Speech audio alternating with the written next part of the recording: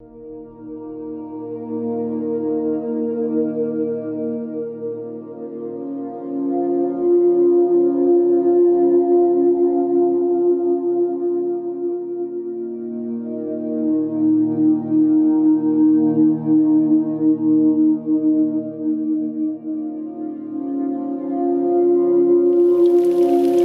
olin armeijassa ja RUK:ssa oli vuonna 1959, niin oli armeijan käytössä, koekäytössä harkainen puku, joka oli musta vähän niin kuin ruskea sävyinen väri oli siinä, ja se osoittautui hirmu hyväksi siellä Hiihellessä ja teltassa yöpyessä. Ja sitten kun mä pääsin siviiliin ja kun mä paljon halusin metästää, niin minä halusin semmoisen samanlaisen puun.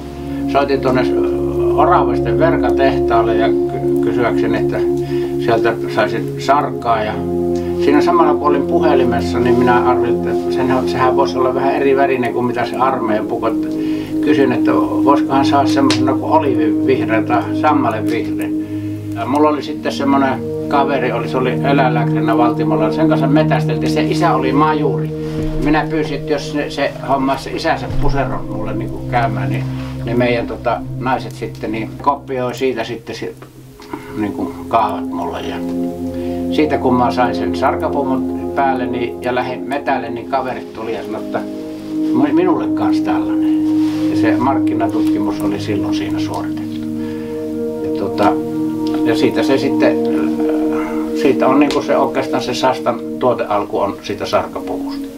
Mutta kyllä paljon panostettiin siihen, että ne materiaalit kestä. Sitten, että kutistuuko ne. Niillä oli sellaiset laitteet, että ne sen hankauskestävyyden pystyi selvittämään. Ja sitten mulla oli semmoinen vaan näppi tuntumatta, kun se tuli semmoinen vastaus, että yli 5000 kierrosta kesti. Se oli hyvä. Samoin kuin sitten, kuinka paljon se helposti, millä voimalla se repii. Loimen suuntaan tai kutteen suuntaan. Yksi oli kova tuote oli nailon kangas, joka oli sisäpuolelta alumiinisoitu, alumiinilähtökylästä. Ja päältä oli semmoinen maastonkuosi.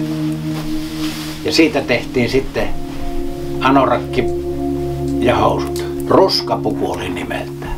Ja silloin kun ei ollut koreteksia niin se oli ainut semmoinen todellinen sadeasu, joka oli mahdottoman kevyt. Meni pieneen tilaan ja älyttömän kevyt, niin se kannatti pitää koko aika repussa.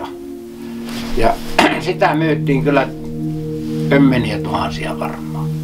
Että hyvät kokemukset on ollut jollakin tuotteesta, niin se on sanonut, että tämä muuten on hyvä. Ja sittenhän se on siitä joku arvelu, että helvetti, mun pitää kanssa olla tuommoinen. Että hyvä maine on vienyt eteenpäin sitten ja hyvät kokemukset.